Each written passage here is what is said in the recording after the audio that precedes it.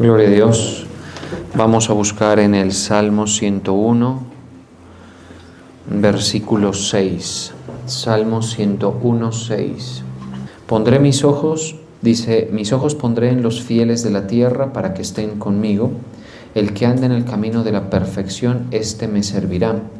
No habitará dentro de mi casa el que hace fraude, el que habla mentiras no se afirmará delante de mis ojos. De mañana destruiré a todos los impíos de la tierra para exterminar de la ciudad de Jehová a todos los que hagan iniquidad. Te damos gracias, Señor. Bendecimos y exaltamos tu poderoso nombre. En esta mañana agradecemos que tú nos tengas en tus atrios, en tu presencia, y te pedimos que tú nos ministres tu luz, tu verdad, Señor, a nuestro ser, a nuestro espíritu, Señor, que tus palabras que son espíritu y son vida estén presentes, Señor, hoy para ministrarnos e instruirnos y enseñarnos en el nombre de Jesús. Pondré mis ojos en los fieles de la tierra para que habiten conmigo. Solo estarán a mi servicio los de conducta intachable. Jamás habitará bajo mi techo nadie que practique el engaño. Jamás prevalecerá en mi presencia nadie que hable con falsedad. Cada mañana reduciré al silencio a todos los malvados que hay en la tierra. Exterminaré de la ciudad del Señor a todos los malhechores. Bueno, este Salmo 101 es un salmo de David, que es bastante interesante porque él habla desde una posición, digámoslo así, de gobierno, como administrador de la nación de Israel. Y habla acerca de las compañías que él va a permitir que estén cerca de él y una decisión del rey David de vivir rectamente, y también una promesa de hacerlo. De hecho, así se titula en la Reina Valera de 1960, usted va a ver que se llama Promesa de vivir rectamente. Y entonces el rey David comienza en medio de su expresión artística, poética, como es los salmos en general, comienza a hablar acerca de lo que él decide para su vida. Dice: misericordia y juicio cantaré, a ti yo cantaré, oh Jehová, entenderé el camino de la perfección, en integridad de mi corazón andaré, no pondré delante de mis ojos cosa injusta. Y entonces comienza a señalar lo que va a hacer y lo que va a rechazar, ¿sí? Y por ello habla acerca de personas que no va a tolerar cerca de él. Dice: aborrezco la obra de los que se desvían. O sea, en general este salmo es interesante porque parece ser tan estricto que hablar a Dios allí, ¿no? Cuando dice: no habitará en mi casa el que hace fraude, uno como que ve detrás de eso la voz de Dios. Porque pues obviamente David no fue perfecto en su conducta, no fue intachable en su conducta. Por ejemplo, en la parte final usted puede notar que dice, en la Nueva Versión Internacional dice, a ver si, en el 6 dice, en los últimos dos renglones: solo estarán a mi servicio los de conducta intachable. Y por supuesto, por ejemplo, Joab, hijo de Sarvia, no era de conducta intachable, ya lo estuvimos viendo hace unos cuantos cultos. Abisai no era de conducta intachable, Asael tampoco. Digamos que ninguna de estas personas podrían calificar en ese sentido. Ahí el que sí es como especial es Urías, ¿no? Y a Urías le fue muy mal cerca de David, mire eso. Entonces es obvio, es más que evidente que es Dios hablando detrás de David. Pero David, ¿por qué habla en ese sentido? Porque él está administrando a la nación de Israel. Si en este punto, en el Salmo 101, ya él está en una condición de administrador de lo que ocurría en Israel. Y es como una decisión de ser radical en cortar con las compañías, digamos, perjudiciales para el camino de la devoción y del servicio al Señor. O sea, y también para cortar con todo lo que desagrada al Señor y a quienes lo promueven, para que en la nación de Israel se obtenga ese cuidado, ese favor de Dios que tan esquivo les había sido hasta ese punto. O sea, cuando uno considera, por ejemplo, lo que ocurrió en el libro de los jueces o lo que ocurrió con el primer rey que fue Saúl, pues uno nota que es bastante esquivo el respaldo de Dios, el favor de Dios, porque el Señor miraba en Israel conductas muy reprobables desde el punto de vista espiritual, prácticas de tinieblas, prácticas de oscuridad, idolatrías, desviaciones, fraudes por doquiera, ¿sí? Mentiras que iban y venían, ¿sí? Algo muy similar que lo que vemos en nuestra sociedad de hoy en día, ¿cierto? Entonces para el Señor, digamos que no era grato convivir, coexistir con ese pueblo y respaldarlo. Ahí les entregó, tiempo antes de eso, por supuesto, un sistema sacerdotal que lo que permitía era que pues cada cierto tiempo se saldaran las culpas, ¿no? Y entonces eso era lo único que permitía que el trato de Dios permaneciera hasta cierto punto en favor del pueblo. Pero hubieron momentos bien duros en Israel, tiempos tan oscuros que aún la función sacerdotal se eliminaba. O sea, aquella función que era esencial para el trato con Dios se eliminaba. Entonces ya no había sacrificios, ya no había expiación y por supuesto si no había eso, pues Dios, el Señor, que había Él mismo establecido ese sistema imperfecto, pero que para el momento funcionaba aceptablemente, pues Él estaba constantemente indispuesto con la nación de Israel, constantemente, ¿sí? En los mejores tiempos, en cambio, de Israel, la función sacerdotal estaba operando bien, habían liderazgos espirituales como el de David o como el de Samuel que guiaban al pueblo en una dirección de devoción. Y en la medida en que dirigían al pueblo en esa dirección, por supuesto tenían que ser radicales en cortar con todas las prácticas de pecado de las cuales eran conscientes que perjudicaban ese asunto. O de las compañías. En este caso David dice, no pondré delante de mis ojos cosa injusta. ¿Sí? Mire, o sea, es una, digamos, decisión de abstenerse o de retirarse de aquello que es reprobable moralmente desde el punto de vista de la justicia de Dios. ¿Sí? Dice, aborrezco la obra de los que se desvían. Entonces es un sentir del rey David que por supuesto proviene de Dios, es un sentir como de aborrecimiento. En otras palabras, a ver cómo lo diría acá, esa palabra aborrezco, dice, bueno, muy parecido, las acciones de la gente desleal las aborrezco. Podríamos leer otra versión como para ir coloreando el asunto aquí, ¿no? La palabra de Dios para todos es especial en digamos, darnos otras expresiones.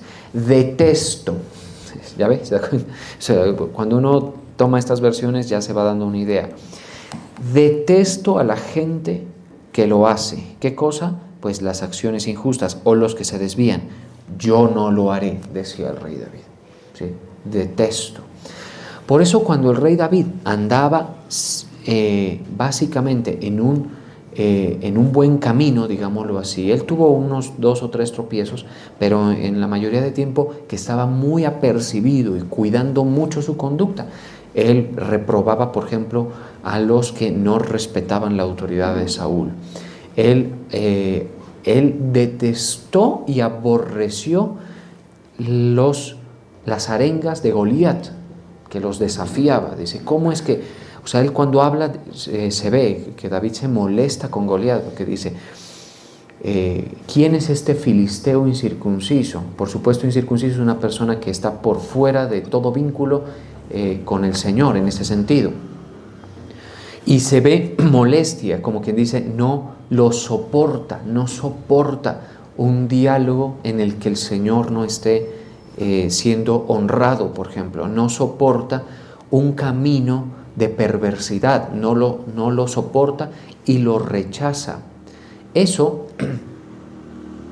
se puede dar en mayor o en menor medida de acuerdo a la condición moral de las personas. ¿Estamos de acuerdo? Por eso es que uno, por ejemplo, aborrece, abomina ciertas conductas de los hombres sin ser uno perfecto, ¿sí? Mire que creo que fue en este mes que murió este Garavito, ¿sí? Y pues obviamente es una noticia que para muchos pues puede haber sido algo que les pueda haber llevado a pensar lo siguiente: ya era hora, de Dios nadie se escapa. Por ejemplo, puede uno pensar, semejante bicho no debería estar vivo, nosotros con nuestros impuestos estamos sustentando la vida, digamos, la condición, la condena de esa persona, no debería vivir porque los crímenes de esta persona pues son espeluznantes, ¿no? Ahí ya es una cosa casi que, o sea, eso hasta el resto de malos que somos nosotros, que nosotros somos malos, dicho por nuestro Señor Jesucristo, dijo: si vosotros siendo malos, sabéis dar buenas cosas a vuestros hijos, desde la perspectiva de los malos ya eso es abominable, espeluznante, grotesco, casi que insoportable, ¿sí? Cuando uno medio entiende lo que este personaje en su condición de moral hacía, ¿sí? Y entonces nosotros rechazamos, pero pongámonos un momento en la posición de Dios. ¿Cómo debe ser ese rechazo por esa conducta, ese pecado abominable y todos los demás? ¿Estamos de acuerdo? Cuando el rey David dice: detesto la obra de los que se desvían, es porque él tenía una conducta parcialmente, digamos, reacondicionada desde el punto de vista moral. Él no fue perfecto. Es más, él cuando actúa en determinadas circunstancias muestra que es capaz de llegar a unos extremos, así como nosotros, porque nosotros en realidad no parecemos tan peligrosos, ¿no? En una condición normal de vida, no parecemos tan peligrosos, pero cuando las cosas se salen de control y uno es llevado a ciertos extremos, ahí es donde viene el peligro. David solo quería pasarla bien con la mujer que le gustó, que no era suya. Ahí está mal ya el asunto. Pero él no vio que la cosa se le iba a ir tan hondo, ¿sí? Y poco a poco va abarcando más territorio de pecado porque es llevado a ese punto. Es decir, él cuando se mete con Betsabé, él la mandó a su casa y que nadie se entere. ¿Estamos de acuerdo? Hasta ahí ya pasó. Nadie tiene por qué hablar de este asunto, nadie tiene claro, pero le resultó embarazada a la mujer, ¿sí? Ahí ya comienza a complicarse, ¿sí? Entonces ahí está la conciencia de la persona. ¿Qué hago? Bueno, fácil, vamos a hacer creer. Imaginemos cómo opera el mal en nosotros. El mal en nosotros es como una cuerdita que se ve un poquito, que sobresale de un orificio, digámoslo así. Y se ve poquito. Todo mundo parece, digamos, inofensivo, pero tan pronto las presiones comienzan a tirar, vemos que esa cuerda no se acaba, y no se acaba, y no se acaba, y va más adentro, y va más adentro. Y las presiones sobre David operaron en ese sentido. La cuerda, cuando le dice está embarazada, la tira un poquito. Entonces, ¿qué dice David? Bueno, fácil, traigámoslo a Urías de allá, digámosle que vaya a pasar una noche con su esposa. Y está dentro de los términos, digamos, ¿no? Hacemos que ese hijo pase porque es de él. ¿Sí? Por eso es que uno no debe permitirse conscientemente errores que puedan exigirle a uno más errores, ¿no? Por ejemplo, cuando uno miente, uno sabe que tiene que echar otra para sostenerlo, y otra para sostener, y una más, y una más. Y entre más comprometidos con nuestra mentira estamos, más largo es el lacito, digamos, de la maldad que se aplica, ¿sí? Los engaños que tenga que digamos, construir para poder sostener su mentira. En el caso de David, el primer elemento no parece muy diferente a lo que nosotros somos. Nosotros podemos llegar hasta ese punto facilito, ¿sí? ¿No? Digamos que es hijo de él. Luego, pues si sale como yo, pues ahí nos inventamos alguna cosa, ¿sí? ¿Sí? Porque pues a veces la gente dice, no, que hubo alguien, por ejemplo, un par de morenitos que se fueron a Estados Unidos, ¿no?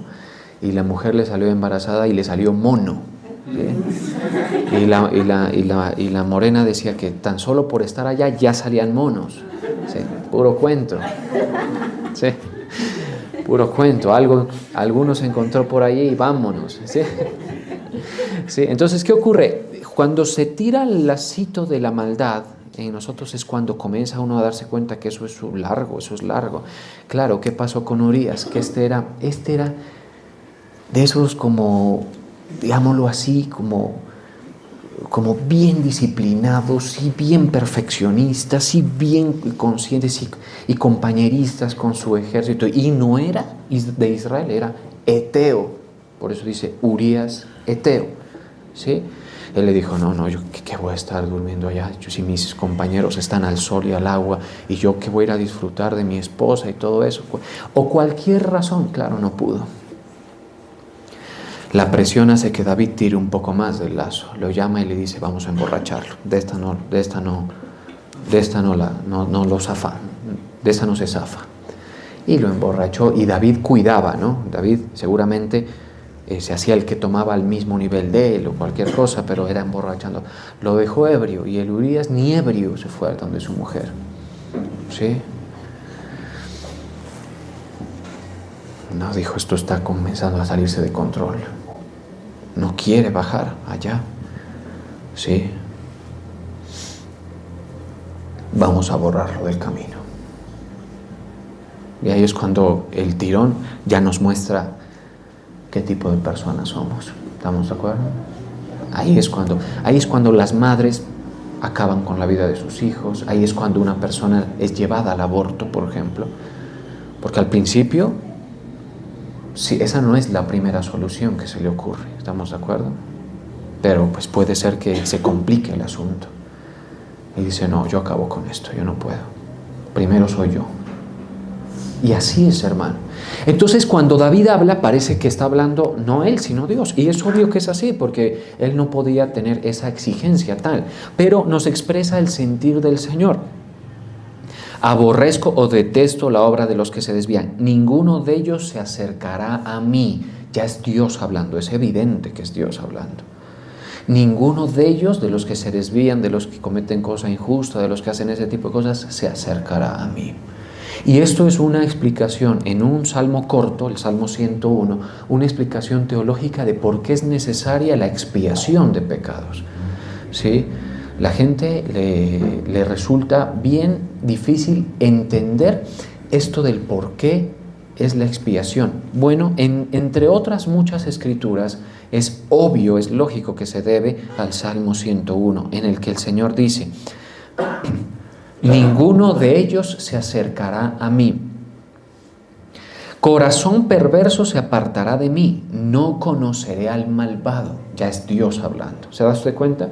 En el sentido de inspiración espiritual que le profiere, digamos, o le inspira al escritor, al salmista, que es David en este caso. Corazón perverso se apartará de mí.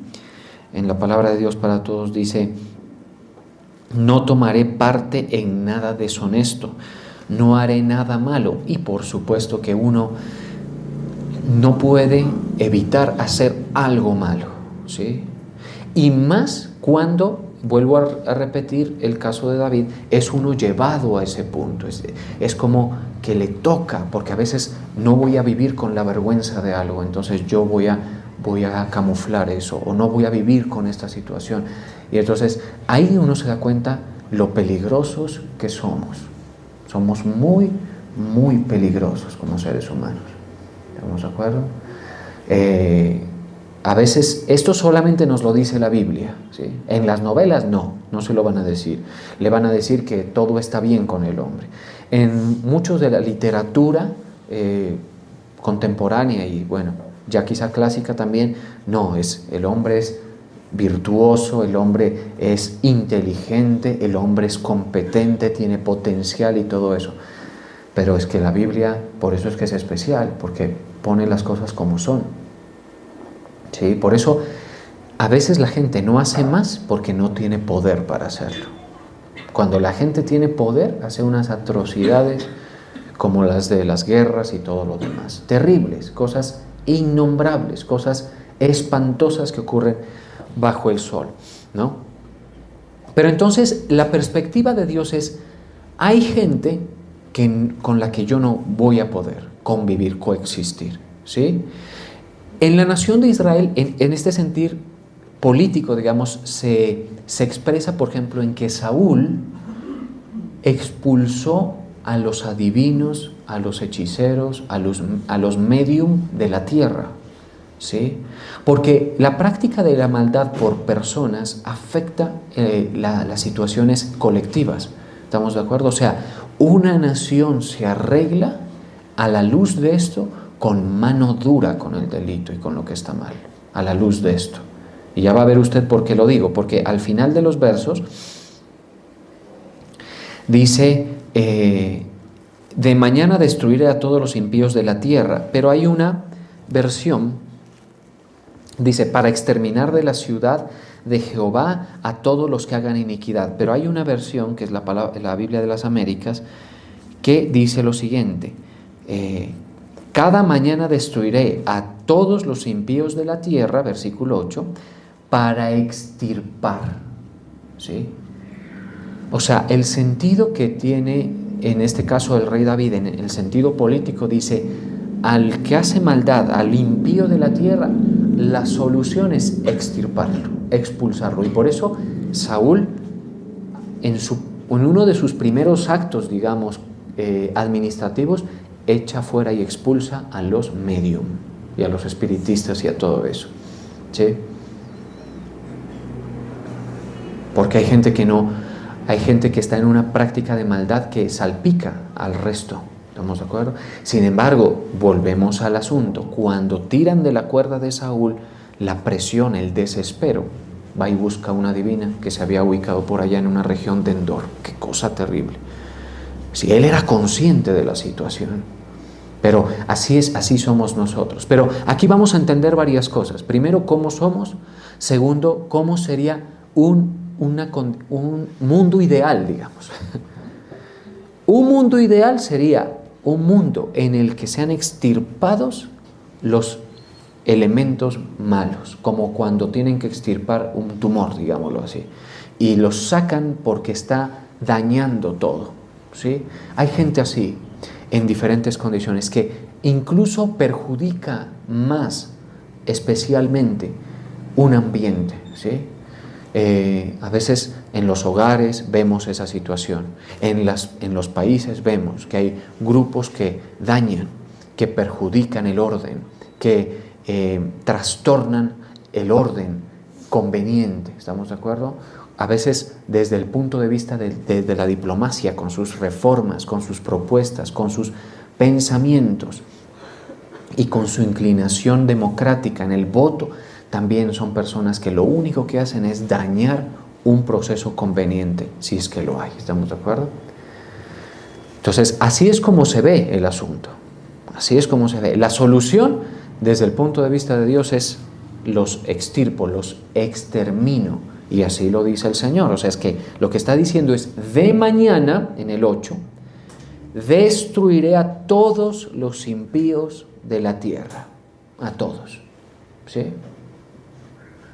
Por eso cuando nosotros predicamos al Señor, debemos predicar que Él tiene un plan para solucionar esto, es muy bueno, Él es bueno por eso, pero que el impío sí va a ser traído a cuentas con el Señor y va a ser condenado y expulsado. ¿Estamos de acuerdo? Hay un pasaje que nos habla de la profecía esta de la Nueva Jerusalén, ¿sí? En Apocalipsis, en Apocalipsis 21, mire, se habla en el tiempo futuro de aquel una nueva creación que Dios va a hacer, en el cual se puede llegar a estar allí si uno cumpliera con esos requisitos que dice allí, ¿no? En una ciudad perfecta y en un planeta pues perfecto, que es lo que habla aquí la Escritura, ¿no? Mire, Los que han hecho las medidas, estamos leyendo Apocalipsis 21:9 en adelante, ¿sí? Vamos a leer rápidamente ese asunto. Los que han tomado las medidas de esto y lo han traducido a las medidas que nosotros usamos hoy en día, han encontrado que esta ciudad es como un cuadrado que es tan grande como desde el extremo sur de Colombia hasta el extremo norte de Venezuela. Solo la ciudad, imaginemos eso. Es enorme las medidas de esta ciudad. Están ahí descritas para quien quiera entrar un poco más en el tema de las medidas y todo eso. Pero habla de lo siguiente. Vino entonces a mí uno de los 7 ángeles que tenían las 7 copas llenas de las 7 plagas posteras y habló conmigo diciendo: ven acá, yo te mostraré la desposada, la esposa del Cordero. Y me llevó en el espíritu a un monte grande y alto y me mostró la gran ciudad santa de Jerusalén.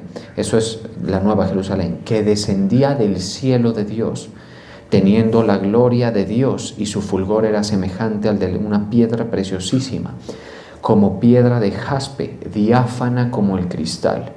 Tenía un muro grande y alto con 12 puertas, y en las puertas 12 ángeles, y nombres escritos que son los de las 12 tribus de los hijos de Israel. Al oriente 3 puertas, al norte 3 puertas, al sur 3 puertas y al occidente 3 puertas. Por eso es que se entiende que es un cuadrado. Tiene esa figura.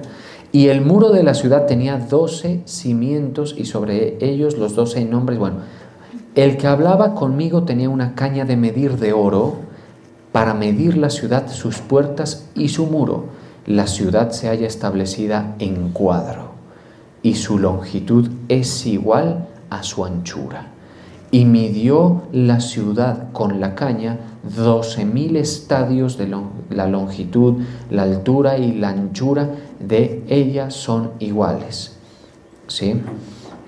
Y midió su muro 144 codos de medida de hombre, porque ahí van a habitar hombres. ¿Por qué es de medida de hombre? Porque ahí van a habitar hombres, gente. Ahí es donde va a habitar el salvo, ¿estamos de acuerdo? Pero esto ya es al final de muchos eventos proféticos que están chuleándose cada día, ¿no? Cada día se chulean más y más de estos eventos proféticos.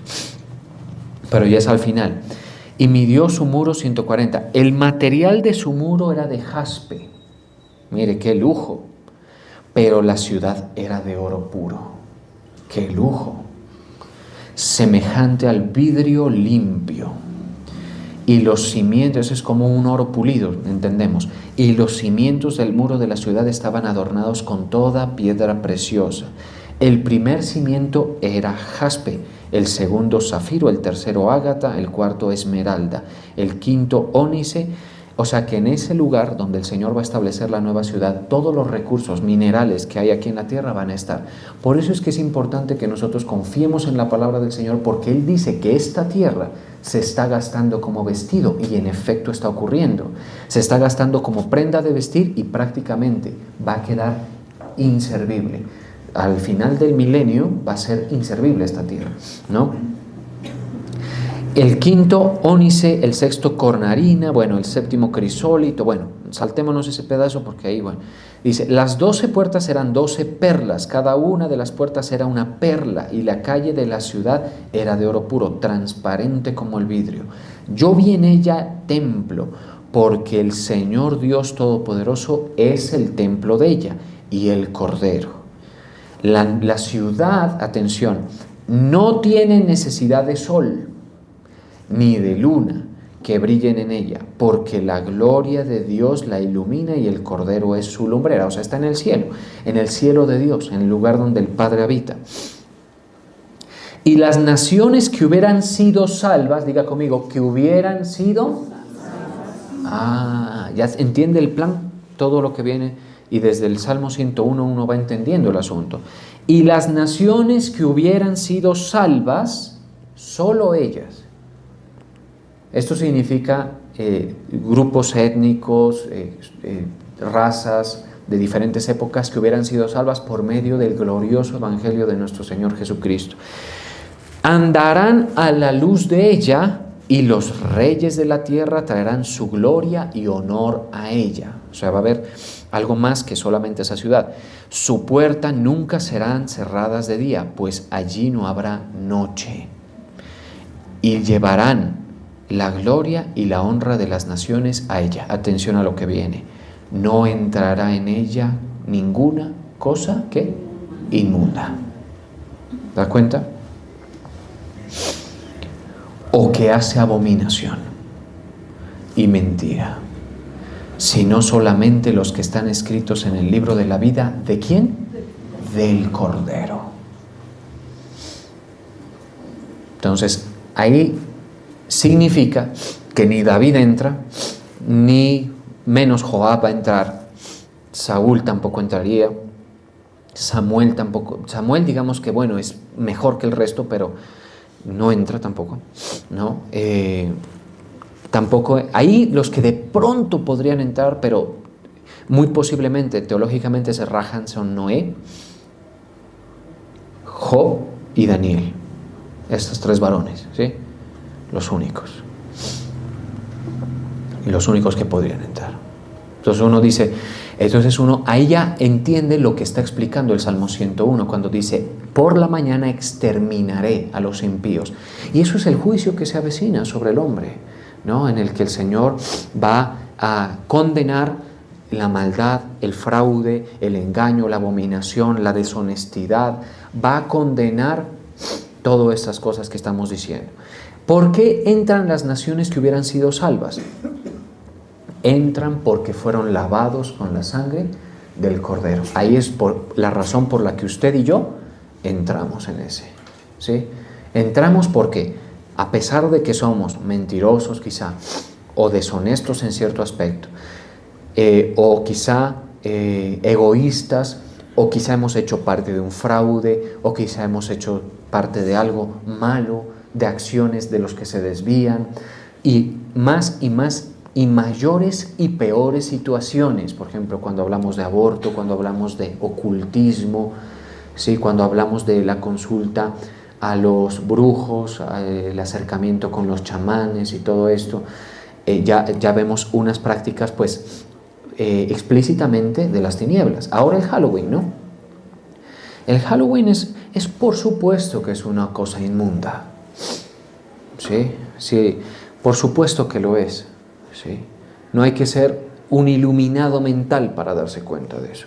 Lo que sí toca hacer es un ciego para no darse cuenta de que lo es. ¿Estamos de acuerdo? Y como la gente de afuera está en condición de completa ceguera espiritual, pues lo practican, se visten, se disfrazan, todo es alusivo a la condición post-mortem, todo es alusivo a la muerte, a la oscuridad y todo eso. Y eso es importante que nosotros lo sepamos, ¿no? O sea, esta tierra, el problema es por qué el Señor no hace esa limpieza ya. ¿Sí? Porque, ¿por qué el Señor no hace esa limpieza ya? Los tiempos de Él tienen que cumplirse. Y el Señor, ahí se ve la bondad, que el Señor permite que pase y transcurra el tiempo para que las personas se arrepientan no de sus pecados, porque ni los pueden ni enumerar, son tantos que no los pueden enumerar, ¿sí? Sino para que se arrepientan de su condición y sepan que solamente si alguien paga esa deuda, alguien que tenga los recursos para pagarla, y ese es nuestro amado Señor Jesucristo, ¿cierto? Entonces la noticia es fantástica, pero el sentir es así, como se los estoy diciendo. Entonces, si nosotros siendo malos aquí, a veces vemos grupos de gente, personas con las que es imposible convivir. A veces las padres, las madres tienen un hijo, ¿sí? Con el que no se puede el buen trato, no se puede la gentileza, no se puede darle un trato positivo, ¿sí? Digamos cariñoso, amable, gentil, porque los hijos a veces son en una condición de tal rebeldía y condiciones de hostilidad tan tremendas que obligan a los padres a casi cerrarles la puerta completamente. Alteran, perturban el orden del hogar. Y a veces uno dice, no, pero es que hay que ser tolerante y todo eso. Sí, pero a veces, usted verá si va a aguantar eso, es libre de hacerlo. pero a veces es él o uno. Él o los que sí estamos respetando las reglas. ¿Sí? Entonces es complicado. En la sociedad también hay gente que uno dijera, estaríamos mejor sin ellos. Estaríamos mejor sin ese grupo. ¿Sí? Y la verdad es que sí. Por eso a veces la mano dura en ese sentido político con el delincuente, porque aquí ya no hablamos de moral frente a Dios. Frente a Dios todos estamos mal, pero con el delincuente, con el que respeta, con el que trafica, con el que roba, con el que no se acoge a las reglas, la mejor solución para la mejor vida posible en este imperfecto mundo es la mano dura. En este imperfecto mundo es la mano dura. ¿Estamos de acuerdo? Es la mejor solución en este mundo imperfecto. Por eso los países que son recios con el delito tienen mejores condiciones para los ciudadanos que sí respetan el orden social, el orden jurídico, el orden político que existe. Y lo estamos viendo de la mano del mismo Dios. ¿Sí? Pero a nivel moral ya es distinto, porque el único juez de lo moral es ¿quién? Dios el Señor. Ahí no está ni usted, ni estoy yo, nadie. El único juez de lo moral es el Señor. Y si el Señor llama a juicio por la parte moral, solamente los que hayan sido pagada su deuda en Cristo Jesús, ellos podrán solamente estar tranquilos delante del Señor. ¿Sí? Entonces, para nosotros, entender estas cosas teológicamente es muy conveniente. ¿Por qué? Una, porque entendemos la misericordia de Dios expresada al hombre. ¿Sí? Eso es clave entenderlo. Eso debe ser suficiente para que usted sirva al Señor, para que usted le muestre gratitud, porque la bondad de Dios se expresa en eso, al entender la situación del hombre. Pero además de esto también nos sirve para entender nuestro comportamiento, cómo debe ser conducido. Y digamos, en ese sentido, como el rey David dice, la elección o la promesa de una vida recta. Si usted, por ejemplo, se asocia con impíos, incrédulos, ¿sí? Y pues yo no quiero hacer sentir mal a nadie, ¿no? Tengan en cuenta eso. Pero muchas personas a veces se meten en problemas muy asfixiantes porque quizás se enamoraron de una persona que para nada tiene en cuenta al Señor. ¿Sí? Cuando según el sentir del rey David, usted y yo deberíamos es detestar a la persona que sí, así tenga una buena apariencia o cualquier cosa. ¿Sí? Por eso el joven que teme a Dios de verdad va a asociarse con el que el Señor le diga y va a poner distancia con el impío, con el que lo lleva quizá al vicio, con el que lo lleva a la desobediencia, con aquel que lo lleva al error. Va a poner distancia. ¿Sí? Cuando verdaderamente ese joven o esa joven teme al Señor. ¿Sí? Porque sabe que es un camino de peligro. O sea, el destino de una persona impía nunca va a ser igual que el destino de una persona justa. ¿Sí? Y entonces uno no puede coexistir, digamos, del todo cómodo con el asunto. Uno tiene que poner distancia, como dice el Salmo. En Apocalipsis, para terminar, dice: sino solamente los que están escritos en el libro de la vida del Cordero. O sea, los que han hecho este trámite jurídico del perdón de pecados por la fe que es en Cristo, para que reciban por la fe que es en Cristo el perdón de pecados y herencia entre los santificados. Ese es el trámite. ¿Sí? Los que están en el libro de la vida del Cordero. Volvamos acá para ir condensando las ideas. Mire, no pondré dice, corazón perverso se apartará de mí, no conoceré al malvado, ese es Dios hablando, al que solapadamente infama a su prójimo, yo lo destruiré. Ese es Dios hablando, yo lo destruiré. Para que nosotros notemos el estándar moral del Señor. Y cuando nos acogemos a su plan de salvación y todo, entender cuál es la solución que Él vino a dar. O sea, a veces la gente es importante que este sea el punto de partida y que el punto de partida no sea Diosito te va a ayudar, Diosito te va a auxiliar en tu dolor, en tu molestia, No, espérame un momento. Primero, reconozcamos que, por ejemplo, el que murmura de su prójimo y lo infama no es una persona digna del favor de Dios, sino todo lo contrario, de su juicio. Por eso dice, al que solapadamente, estos que hablan calladitos, que hablan mal para indisponer a otros contra alguien, ¿sí? Esa persona está haciendo... ¿Sabe qué le dice Dios?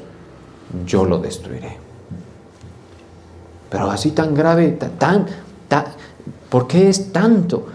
Pues a eso sí es la explicación de la moral de Dios. ¿Sí? Esa es la explicación, sencillamente. Yo lo destruiré.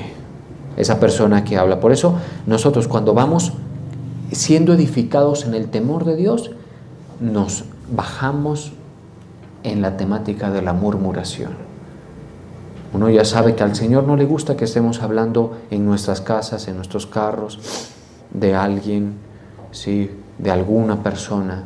Así nos dé razones para hacerlo, ¿sí? Así posiblemente no sea una fama injusta la que se hace, ¿sí? No debemos incrementar, digamos, o estimular la infamia. Menos de alguien que no se merece o que tú estás mintiendo, o que desde tu posición envidiosa no puedes comprender el éxito de alguien o las condiciones y hablar mal, ¿sí? Es una forma de manejo carnal.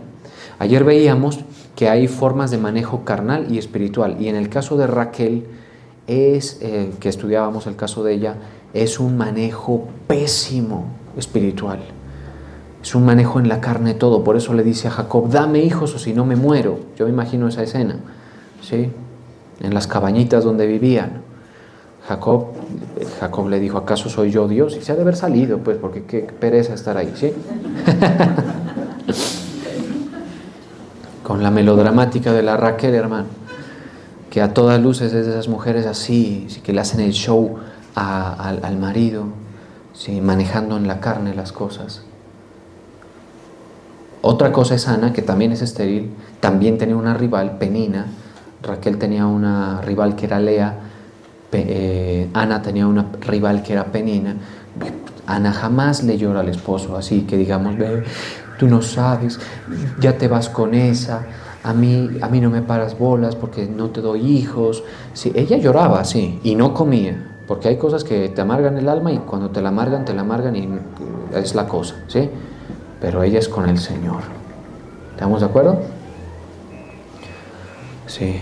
Para los que se privaron intencionalmente o sin intención del culto de ayer, pues aquí les doy una pinceladita porque sí me parece que fue bastante, digamos, nutrido de respuestas para la gente y manejo de las situaciones que tienen que enfrentar. Entonces, en el caso, aquí vemos lo mismo. Cuando nosotros hablamos mal de alguien, sí, el Señor no le gusta. Cuando nosotros murmuramos, decimos, infamamos a alguien, fatal, es un manejo carnal el asunto, ¿sí? Ya sabemos que eso está dentro de nosotros, eso toca es frenarlo. Cuando usted se vea en una situación en la que va a comenzar a murmurar, a lo cual se ve una especial propensión en el género femenino, sí, hay que frenar eso, frenarlo, ¿sí? Y mucho más, y en mayor medida, si la persona de la cual se está hablando no tiene realmente las características que nosotros decimos que tiene. Si lo tiene, pues aún así no debemos hacerlo. Al que solapadamente infama a su prójimo, yo lo destruiré, no sufriré al de ojos altaneros. Ese es Dios, obviamente, hablando, ¿sí? No sufriré al de ojos altaneros y al de corazón vanidoso.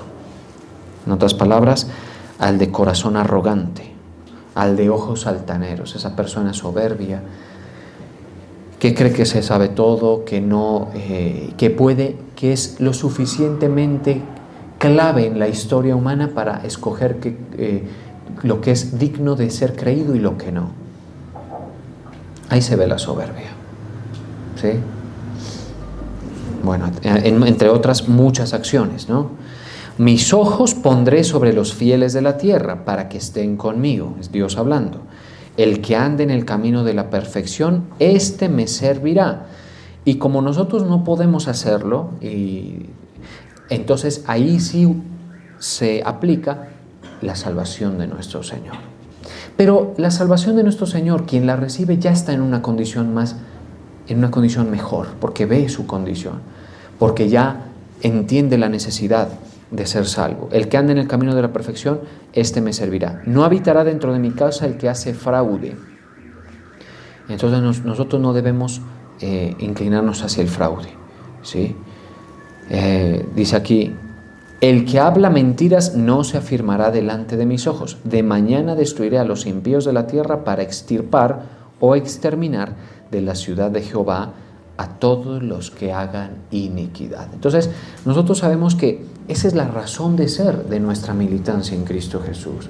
La razón de ser es que una vez hemos sido salvos por su gracia, ¿sí? Por su oferta, esa solución en la que te dice, sí, mentiste, infamaste, has actuado con impiedad, has hecho fraude quizá, has tenido en tu corazón cualquier cantidad de cosas perversas, solamente que no han tenido que tirar del lacito, ¿sí? Tanto como para que se vea a qué punto puedes llegar tú, ¿no?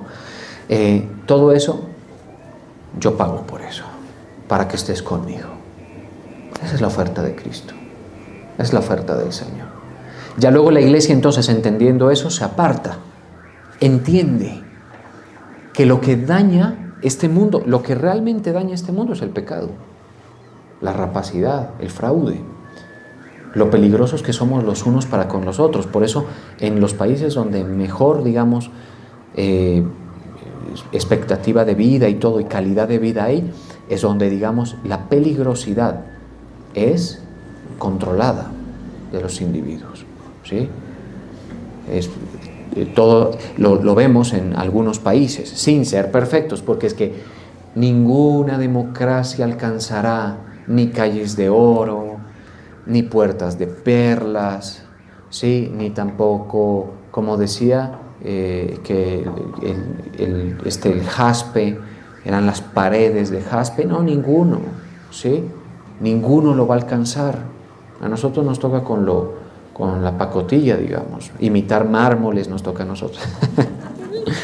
Nos toca imitar mármoles, nos toca imitar cosas lujosas, todo así, porque eso no está, porque sencillamente solo el dueño del oro y de la plata puede enchapar en ese nivel, digámoslo así. ¿Estamos de acuerdo? Puede enchapar algo en ese nivel, pero nosotros estamos en una situación imperfecta. Pero, digamos, soñemos un momento,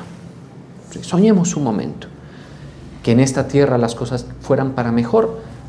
Tiene que venir una persona, un líder político, que esté amalgamado con un líder espiritual, que conduzca a las naciones al temor al Señor.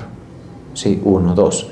El líder político tiene que ser un excelente administrador de los recursos y ser muy severo con los deshonestos, con los corruptos, ¿sí? Con los que protestan vandalizando, con los rebeldes, ¿sí? Cuando las naciones son flojas en ese sentido, tienen múltiples grupos rebeldes, ¿sí? Por eso Colombia no es para sacar pecho en ningún sentido. ¿Por qué? Porque uno aquí ve que hay las disidencias, las FARC, unos, los otros, los de una forma, los de otra. Eso es pura, ¿sabe qué es lo que pasa? Que la rebeldía no está siendo reprimida. ¿Sí? Y tiene que durar eso, y tiene que tener unas políticas y todo en general muy buenas. Y ahí comienza a hacerse mejor el ambiente. ¿Qué significa esto? Que podríamos considerar seguro dejar que nuestros niños jueguen en el parque solos, ¿sí? ¿Qué significa? Que podríamos considerar seguro dejar abierta la puerta de nuestra casa. Que podríamos considerar seguro, digámoslo así, no poner estas concertinas en en nuestras casas, o quizá alambre de energía o todo esto. Pero como eso no ocurre y está lejos de que ocurra, aquí todos es con un ojo en la espalda, digamos. ¿Sí? Sí. ¿Se está dando cuenta usted del asunto? Eso es lo que daña. ¿Sí? Ahí es donde estaríamos seguros de que la parte judicial funcionaría, y de que no habría el prevaricato de los jueces y de la inclinación al error de los jueces. Ahí estaríamos más tranquilos, y que si a mí alguien me acusa, me tienen que demostrar mi culpabilidad, y que si alguien es acusado y es culpable, lo van a condenar. Ahí comenzaríamos a estar más tranquilos. Pero eso está, digamos, reservado para aquellas naciones, o sí que lo han entendido esa senda. O sea, el Salmo 101 es una senda administrativa, si se quiere, ¿sí? El Salmo 100, ¿cómo se deberían hacer las cosas? Entenderla, por lo menos, para algo de eso obtener. Pero vuelvo y repito, nuestra herencia, nuestro arraigo no está en esta tierra. La Biblia dice y establece que el cielo y la tierra, ¿qué dice? Pasarán.